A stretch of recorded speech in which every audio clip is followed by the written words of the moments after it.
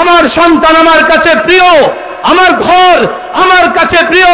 রব্বে কাবার কসম, যে ফিলিস্তিনের একটা শিশুর রক্ত ঝরছে, আমি মনে করি আমার সন্তানের রক্ত ঝরছে। আল্লাহর কসম, সুযোগ করে দাও, লক্ষ লক্ষ জনতা বুকের তাজা রক্ত দিয়ে ইসরায়েলে ইহুদিদেরকে পৃথিবীর মানচিত্র থেকে মুছে দেবে। যেহেতু ইমাম সমাজের প্রোগ্রাম, কখনো আসলে এমন হয় না যে স্টেজে বসে কারো বক্তৃতা শুনি। আজকে এমন হয়ে গেছে, আপনাদের এমপি সাহেবের বক্তব্য আমি শুনলাম বসে। স্পষ্ট ভাষায় তিনি বলেছেন, ইসলাম শুধুমাত্র নামাজ রোজার নাম নয়, ইসলাম পূর্ণাঙ্গ জীবন ব্যবস্থা। বলেছেন না বলেন নাই? এখন ইমাম সাহেবরা কি ভয় পাবেন পূর্ণাঙ্গ ইসলামের কথা বলতে?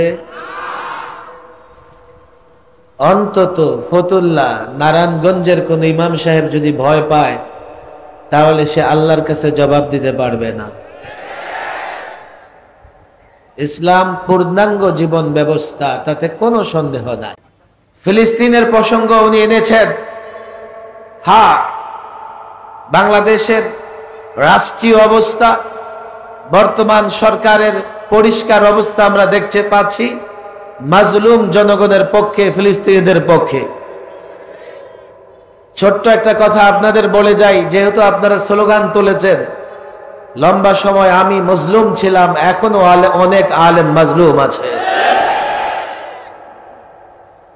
সীমান্ত পেরিয়ে মাজলুমদের কথা চিন্তা যারা করেন, আমি মনে করি দেশে যারা মাজলুম তাদের চিন্তাও করা উচিত। তারপরেও আমরা জেল জীবনকে পরোয়া করি না। জেল খেটে কেউ ক্ষতিগ্রস্ত হয় না। আলেমরা যারা জেলে আছেন তারাও লাভবান হবেন, যারা আলেমদের জন্য দোয়া করবেন তারাও লাভবান হবেন। সেজন্য আমরা দেশের ভেতর বাহির সব জায়গায় মানবতার পক্ষে কথা বলি, মানব অধিকারের পক্ষে কথা বলি, ফিলিস্তিনের পক্ষে কথা বলি। এমপি সাহেব বলেছেন 14টা রাষ্ট্রদূত প্রধানমন্ত্রীকে অনুরোধ করেছেন তিনি যেন ব্যবস্থা গ্রহণ করেন। আমি তো পরিষ্কার বলি, গোটা পৃথিবীর মুসলমান এক দেহ এক মন। পৃথিবীর যে কোনো প্রান্তে একজন মুসলিম আক্রান্ত হয়, অন্য প্রান্তের মুসলিম ব্যতীত হয়, বরদাস্ত করতে পারে না। বাংলাদেশ নয়, বাংলাদেশের রাষ্ট্রপ্রধান, বাংলাদেশের প্রধানমন্ত্রী শুধু নয়, বিশ্বের ওআইসি অন্তর্ভুক্ত, এর ভেতরে বাইরে 57টা বা তার চাইতে যত বেশি মুসলিম রাষ্ট্র আছে, আমরা সকলের কাছে উদাত্ত আহ্বান জানাই, শুধু প্রতিবাদ নয়, নিন্দা নয়, প্রতিবাদ নয়, নিন্দা নয়। এই প্রতিবাদ রাস্তার ছেলে করতে পারে, দুর্বল ব্যক্তি করতে পারে। শুধু শোক প্রকাশ নয়, শুধু শোক বার্তা নয়, রব্বে কাবার কসম করে বলি, যদি মুসলিম রাষ্ট্রগুলো ফিলিস্তিনের পক্ষে শান্তিকামী, স্বাধীনতাকামী, ফিলিস্তিনদের পক্ষে মসজিদ আকসা রক্ষা করবার জন্য যুদ্ধের ঘোষণা দেয়, বাংলাদেশ আলেম ওলামা কওমি মাদ্রাসা হেফাজতে ইসলাম কমপক্ষে 50 লক্ষ মুজাহিদ তৈরি করে দেবে।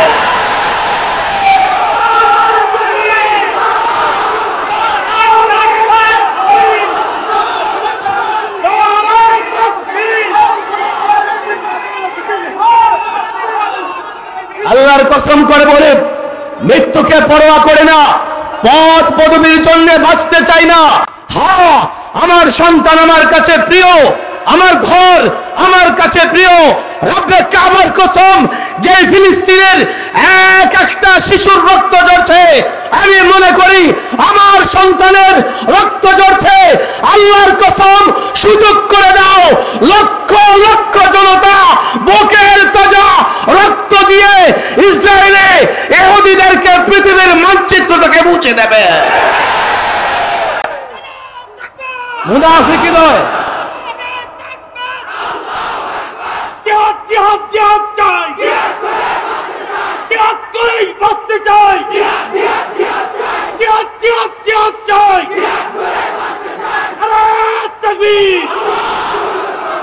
জেহাদের কথা বললে পশ্চিমারা আমাদের জঙ্গি আর সন্ত্রাসী বলে, কথা ঠিক না বেঠিক? আরে জেহাদ মানে যুদ্ধ, ইসলাম যদি পূর্ণাঙ্গ জীবন ব্যবস্থা হয় তো যুদ্ধের নীতি ছাড়া সেটা পূর্ণাঙ্গ হতে পারে। যদি আপনারা মনে করেন ইসলাম পূর্ণাঙ্গ জীবন ব্যবস্থা, এটাও মনে করতে হবে ইসলামের একটা যুদ্ধের নীতি আছে। শুধু তাই নয়, ইসলামের অর্থনীতি বেস্ট উত্তম, ইসলামের বিচার ব্যবস্থা উত্তম, ইসলামের সামাজিক রাজনৈতিক পারিবারিক সকল ব্যবস্থাগুলো উত্তম। শুধু উত্তম নয়, সুন্দর, সুষম, ন্যায়ের, ইনসাফের। তদ্রূপ ইসলাম যে যুদ্ধের বিধান দিয়েছে সেটাও ইনসাফের, ন্যায়ের। দেখো প্রমাণ, গতকাল পত্রিকা খুলে আমি হঠাৎ দেখতে পেলাম হাসপাতালে বোমা মেরে 300-র উপরে শিশুকে তারা হত্যা করেছে, 500-র বেশি লোক তারা হত্যা করেছে। হামাসও লড়াই করতেছে। দেখো পত্রিকার পাতা খুঁজে পাবে না। এই জন্যই তো আমেরিকার প্রেসিডেন্ট জো বাইডেন মিথ্যার আশ্রয় নিয়ে কোথাকার পুরনো ছবি দেখিয়ে বলেছে, মিডিয়ায় এসেছে এগুলো নাকি হামাস করেছে, ফিলিস্তিনিরা করেছে। কখনো নয়। আবার তাদের চ্যানেলগুলোতে সাক্ষাৎকার দিচ্ছে ইসরায়েলি ইহুদি নারীরা, না মুসলিম যোদ্ধারা আমাদের উপর আক্রমণ করে নাই, মুসলিম যোদ্ধারা শিশুর উপরে আক্রমণ করে নাই। আর তারা সুযোগ পাইলেই হাসপাতালে শিশু নারীর উপর আক্রমণ করে। ইসলামের যুদ্ধনীতি একথা শিক্ষা দেয় না। আকায়ে মদিনা মুহাম্মদ আরবি 27টা যুদ্ধে অংশগ্রহণ করেছেন। ইতিহাস দেখো, নারীর উপর আক্রমণ করে নাই, শিশুর উপর আক্রমণ করে নাই, ঘর বাড়ির উপর আক্রমণ করে নাই। আর পশ্চিমারা যুদ্ধ করে, তারা যুদ্ধের নামে সন্ত্রাস করে। এই হচ্ছে ইসলামের জিহাদ আর তাদের যুদ্ধের মধ্যে পার্থক্য। তারা জানে ইসলাম ন্যায়ের, তার যুদ্ধের নীতি ন্যায়। ইসলাম ইনসাফের, যুদ্ধের নীতি ইনসাফের। কিন্তু তারা সন্ত্রাস করে আর সেই সন্ত্রাসের দায়ভার চাপিয়ে দেয় মুসলমানদের উপরে। মুসলমানদের জঙ্গি বলে, সন্ত্রাসী বলে। আমার আফসোস নাই, দুঃখ নাই, ওরা ইহুদি, ওরা নাসারা, আমার দুশ্মন, ইসলামের দুশ্মন। আমাকে বকা দেবে, আমাকে গালি দেবে। আমার দুঃখ লাগে যখন তাদের সঙ্গে সুর মিলিয়ে তাদের প্রপাগান্ডায় বিভ্রান্ত হয়ে এদেশে বসে মুসলিম পরিচয় দিয়ে মুসলিম নাম ধারণ করে আলেমের বিরুদ্ধে বলে, ইসলামের বিরুদ্ধে বলে। আল্লাহর কসম করে বলি, হেফাজতে ইসলাম বাংলাদেশের আলেম ওলামারা ওই নাস্তিক মুরতাদ ইহুদিদের দালালদের বিরুদ্ধে লড়াই করেছে, লড়াই করছে, লড়াই করবে যতদিন নাস্তিক মুরতাদ মাথা নত না করবে, যতদিন তাদেরকে দেশ বিতরণ করা না হবে, দেশ থেকে বহিষ্কার করা না হবে, শাস্তি নিশ্চিত করা না হবে, আল্লাহর কসম লড়াই চলবে।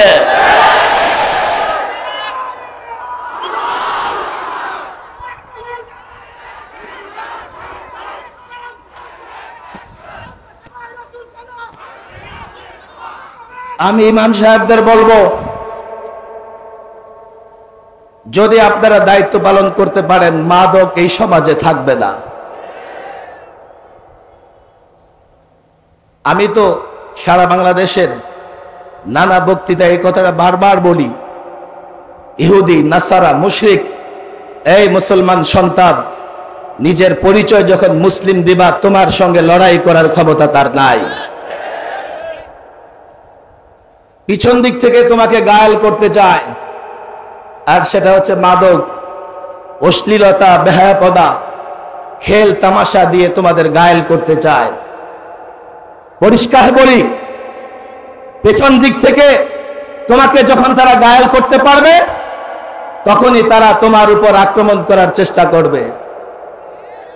তুমি যদি মাদক থেকে দূরে থাকো, অশ্লীলতা, বেহায়াপনা থেকে দূরে থাকো, মসজিদের সঙ্গে সম্পর্ক রাখো, আল্লাহর কসম 75 বছর নির্যাতন করে তারা ফিলিস্তিন শেষ করতে পারে নাই, মসজিদ আকসা শেষ করতে পারবে না। বাংলাদেশ দুশ্মন গেরা একটা দেশ, চতুর্দিকে পত্তলিক হিন্দুত্ববাদ। রব্বে কাবার কসম করে বলি, মাদক দূরে ঠেলে দাও, অশ্লীলতা, বেহায়াপনা দূরে রাখো, মসজিদের সঙ্গে সম্পর্ক রাখো। নিরীহ হতে পারি, দুর্বল হতে পারি, আল্লাহর কসম অর্থ না থাকতে পারে, অস্ত্র না থাকতে পারে, আমি যদি নিজেকে প্রকৃত মুসলিম রাখতে পারি, আল্লাহর কসম ওই তাগত পত্তলিক যত শক্তিশালী হোক না কেন বাংলার জমিনের দিকে চোখ তুলে তাকাতে পারবে না। যদি মুসলিম রাখতে পারো নিজেকে কোনোদিন মাথা নত করতে হবে না। আল্লাহ তাবারক ওয়া তাআলা ইমাম সাহেবদের এই সংগঠন কবুল করুন, তাদের হিম্মত এবং সাহস বাড়িয়ে দিন।